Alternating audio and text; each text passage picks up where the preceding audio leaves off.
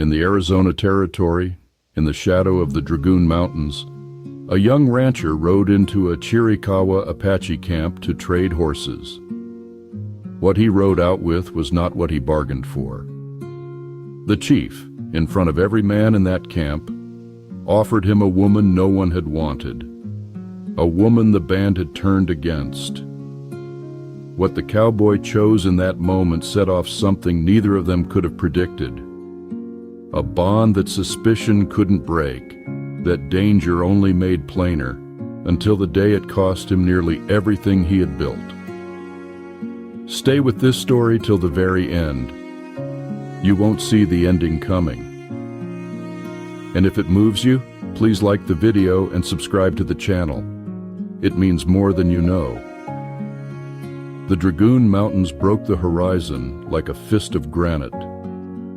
Wesley Crane had ridden through that country before, the long pale flats of the Sulphur Springs Valley giving way to the broken rock at the mountain's feet, the scrub oak climbing higher than it had any right to, the air clean and thin and carrying the smell of sage after a night's rain.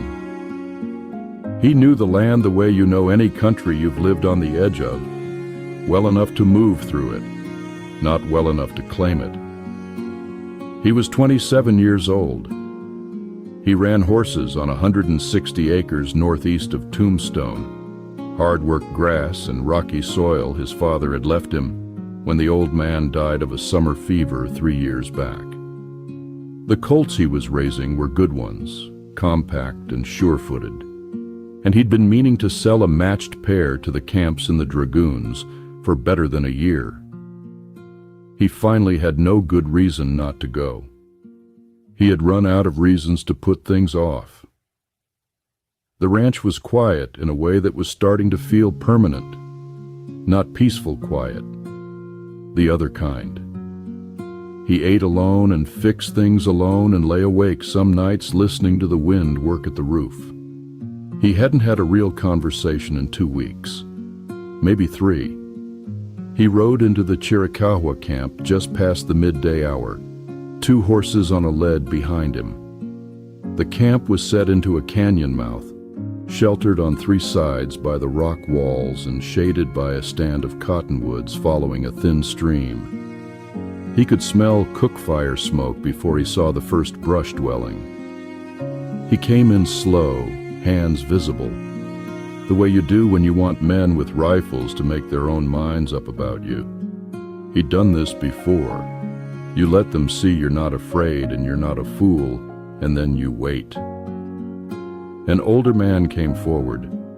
Not old, the word that fit was elder. He was lean and straight-backed, and his face was the face of someone who had made hard decisions for a long time and had stopped flinching. Wesley later learned his name was Nantaje. He was the headman of this small band, one of the last groups that had not yet been pressed north to the San Carlos. Wesley spoke what Spanish he had.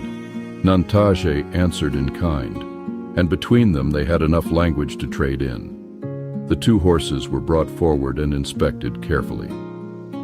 Nantaje's men ran their hands down the legs, checked the teeth, watched the animals move. They knew horse flesh. They knew it better than Wesley did, probably. The negotiation had gone on perhaps 20 minutes when Nantaje stopped it. He turned and said something to the men behind him.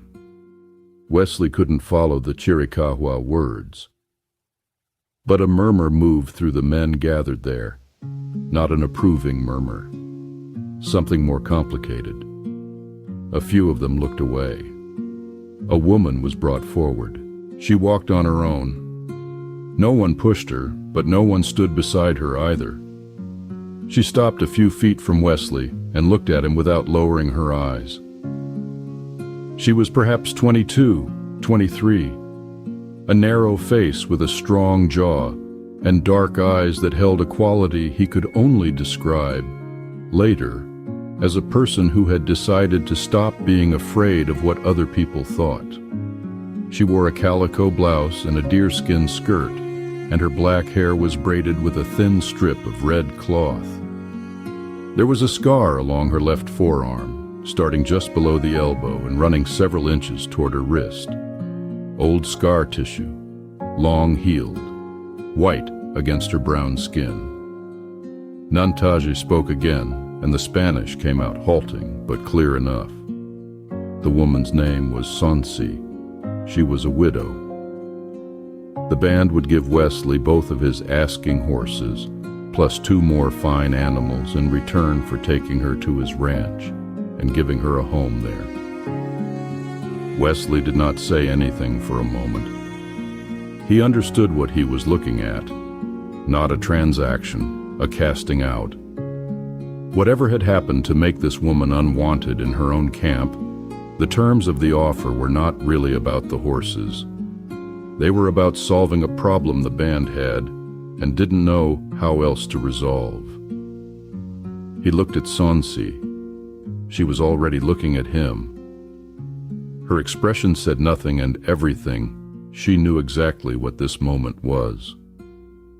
She had already spent some portion of her life being discussed by men in front of her as though she were not there. Wesley said, in his slow, poor Spanish, that he would take the woman. He said it carefully, so Nantaje would understand. Not as property, as a person who would have her own place at his ranch, her own roof, her own say. Nantaje translated. Sonse gave no reaction. She simply turned and went back toward the dwellings.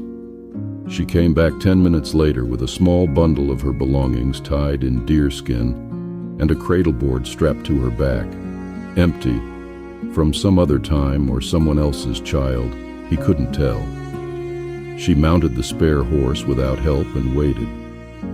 They rode out of the canyon in silence, the mountains behind them, the long valley ahead. Wesley didn't try to make conversation. He wasn't sure he had the language for it, and he wasn't sure conversation was what either of them needed right then. They rode side by side on the slow road south, and the only sounds were the horses and the wind, and occasionally a hawk above the pale grass.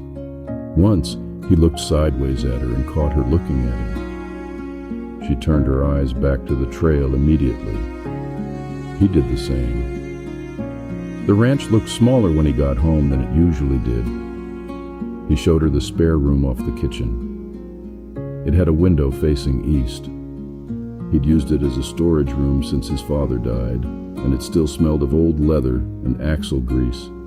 But the bed was solid, and the roof above it was sound. He left the room and let her close the door. He made coffee and sat at the table and stared at nothing for a while. The next morning she was up before he was. He came out of his bedroom and found her at the wood stove. She had already fed it and had the coffee on and was working at something near the back door. It took him a moment to see what. She had found the broken chair he'd shoved into the corner 3 months ago and was looking at the cracked leg with the expression of a person who knows how to fix things and intends to. She glanced at him when he came in, then went back to the chair. He poured his coffee. She didn't take any for herself. He poured a second cup without asking and set it on the table near where she was working and went out to feed the horses. When he came back, the cup was empty and the chair was mended.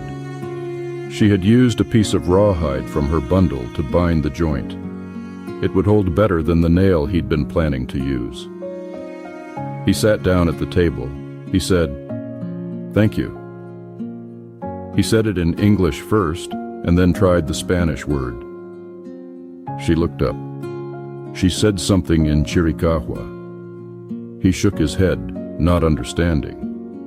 She pointed at the chair and then at him with a short, precise gesture that clearly meant yours. Then she went to find something else to do. That was more or less how the next several weeks went. The language came in pieces. Wesley had picked up a little Chiricahua from a scout years ago. Broken fragments good enough to name animals and simple actions.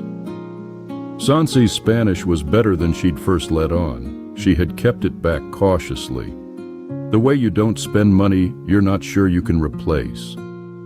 As the weeks passed, she spent it more freely. He learned that she'd been born in the canyon country near the Chiricahua's old summer grounds to the north. That she had married at 17, a good man, she said. He had died in a raid 3 years back. Not fallen in battle, he had died in the pursuit afterward, chasing down riders who had taken horses from the band. There was a warrior in the band named Duclure who had led that pursuit, who had, by some accounts, been slow to call the retreat, who had watched Sonsei's husband ride into an ambush and done nothing. Duclure had come for Sonsei the following spring, expecting to step easily into the place her husband had occupied. She had refused him in front of people. In the months that followed, Duclure had made sure the band understood that Sonsei's husband's death was partly her fault, that she'd been the one who'd pushed him to ride harder, to fight more, to prove himself. It wasn't true, but Duclure was powerful, and she was a widow and a woman alone. And truth requires someone willing to speak it, and few people were willing. Wesley listened to this account on a cool evening in November, when they were both sitting on the porch steps, watching the last of the light leave the western sky. She told it in pieces, part Spanish, part the Chiricahua words she'd been teaching him, and he filled in what he could from context. She told it without self-pity, the way you tell facts about the weather or the condition of a road. When she finished, he was quiet for a while. He said that what Duclure had done was cowardice twice over. He said it plain, not trying to soften it. She looked at him for a moment, as if she were measuring whether he believed what he'd just said, or was simply performing sympathy. Then she looked back at the darkening sky. She seemed to accept that he meant it. By December, the silences between them had changed in quality. Early on, the silence had been the silence of two strangers being careful around each other. Then it became something more like the silence of two people who both have too much to say and too little language to say it. By December, it was a different thing entirely. The silence in the evenings, both of them at the table or on the porch, had a kind of ease to it, a rightness. He stopped noticing it and started relying on it. He had not been sick in years. A cold came on hard in late October and pinned him for 4 days. He woke in a half fever to find a poultice of something fragrant laid across his chest and a clay cup of bitter tea on the bedside crate. Sonsei was already gone from the room. She had gathered the herbs from some dry draw near the ranch. He never asked how she knew. She simply knew. By the second day, the fever had broken. She had started teaching him too. She knew which desert plants the horses would avoid and which were safe. She knew how to strip and dry agave hearts for provisions that would keep through winter. She knew how to read a dust haze on the horizon and what it meant about incoming weather. Wesley had ranched in that country for years and discovered he had not been paying close enough attention. He woke one morning in the first days of the new year to find her cradle board propped against the barn wall where the sun could warm it. She'd cleaned it and restrung it with fresh rawhide thongs. He asked about it, and she answered with one word, the Chiricahua word for memory. He didn't ask more. He found himself doing small things without thinking about it, leaving the coffee on the stove in the mornings in case she rose after him, clearing a better view from her east-facing window when the mesquite overgrew it, fixing the sticking latch on her door first when there was a list of things to fix. He didn't examine these things. They were just what you did for someone who lived in your house and had begun to matter to you. Then came the riders.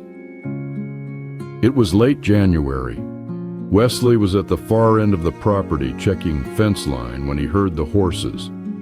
3 of them coming from the south road fast and without any particular attempt to announce themselves. He rode back hard. He got to the yard in time to see them already there. 2 white men, bounty hunters by the look of them, armed and wearing the particular kind of studied indifference that men wear when they're about to do something they know someone will object to. The 3rd man he did not recognize at first glance. He was Chiricahua, younger than the others, with a rifle across his saddle and his eyes on Sonsi. She was standing at the corner of the house. She had not run, Duclura. It was him. Sonsi said his name low when Wesley drew up beside her, and the word was flat and without fear, the way you say the name of a known thing. The bounty hunters had a paper, or claimed to have one. There were rumors, they said, of Chiricahua women who had left the reservation without leave, who could be returned for money. They said this cheerfully, in the way of men who consider paperwork a formality. The one with the paper held it up, but didn't offer to let Wesley read it. Duclure said nothing. He watched Sonsi with the expression of a man who has been waiting a long time to be paid what he thinks he is owed. Wesley said, "She lives here. She is no runaway.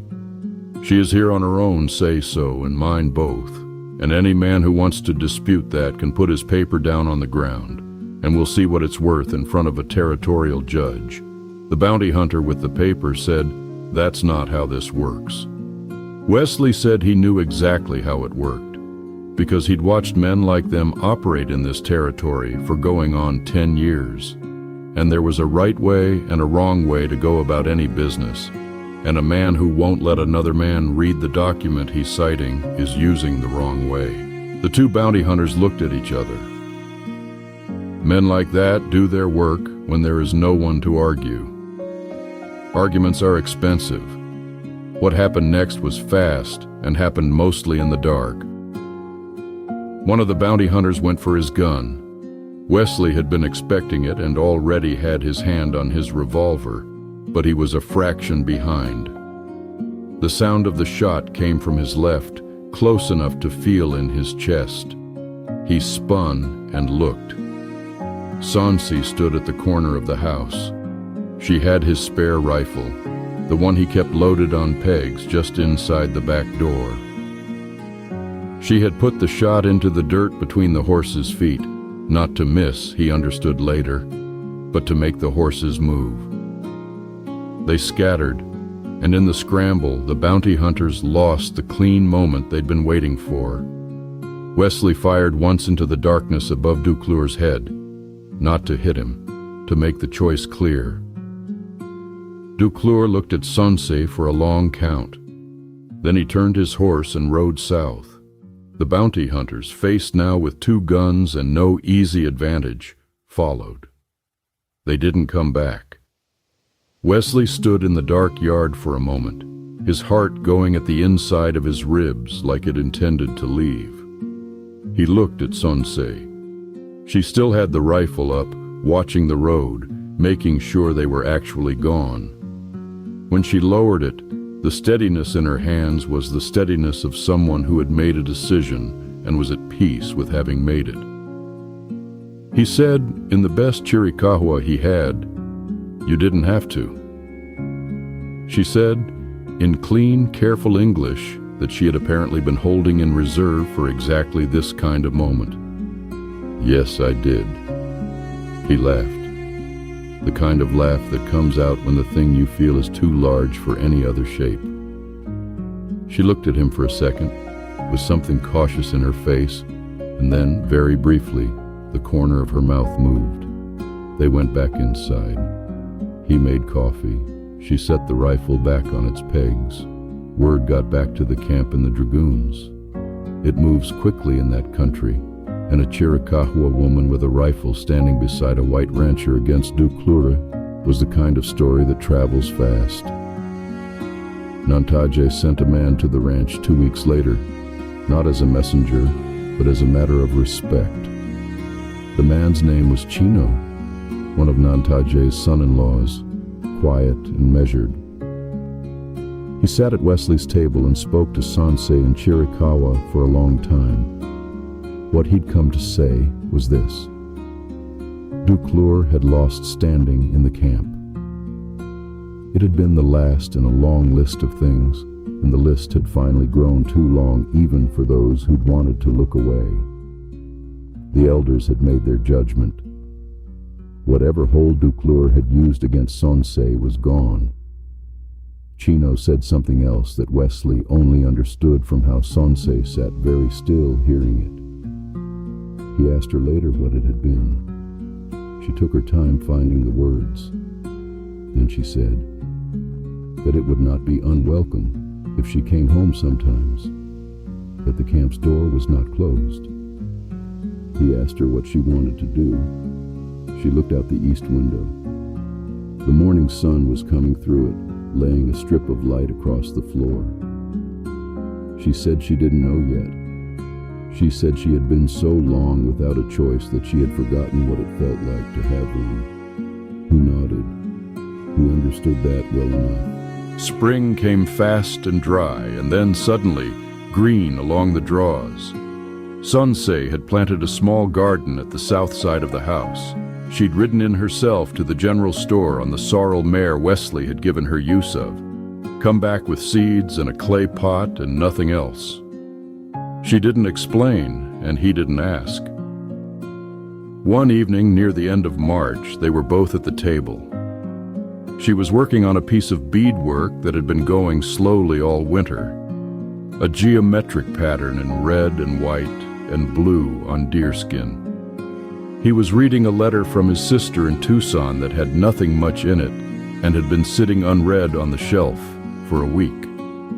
The fire in the stove had burned to coals, and the room was warm, and the darkness outside the window had the soft quality that comes before the first real warmth of the year. She said, without looking up from the beadwork, "Wesley." He looked up. She said it in English, and she chose each word like she'd already thought about this. "I would stay. If you wanted, I would stay here." He set the letter down. He thought about all the ways he might answer that. The careful ones, the qualified ones, the ones that left room for everything to stay exactly as it was. He said, "I want you to stay." She looked at him then, looked at him the way she had in the camp the first day, without looking away. Except that it was different now, because now he knew her and she knew him, and the looking felt like something settled rather than something measured. She went back to her beadwork. He went back to the letter. The fire crackled once. That was enough. That was the whole thing. In April, Nantaje came down himself with 2 other men, and Wesley met him at the gate. Nantaje brought gifts: a horse blanket dyed with ochre and charcoal, a small pottery vessel his wife had made, and a pair of moccasins in Wesley's size. Wesley gave him a young bay colt and a bag of roasted coffee beans, and they shook hands with the gravity of 2 men making official what had already become real. Some stories begin as transactions and end as something truer than most people manage. Wesley rode into the Dragoon Mountains to sell horses and came home carrying something he hadn't known he was missing. Sansei arrived at a stranger's ranch with a small bundle and a wariness earned over years, and she built a life there with an actual shape to it. She chose it. That is the part worth remembering. Not the chief's offer and not the exchange, what she chose, when she finally had a free hand to choose with. The fear and mistrust between their 2 worlds did not disappear. It never does. But they lived beside it and didn't let it decide things for them. And in that hard corner of the territory, that quiet steadiness was its own kind of courage. If this story meant something to you, please like the video and subscribe to the channel. There are more stories like this one, and we'll keep telling them.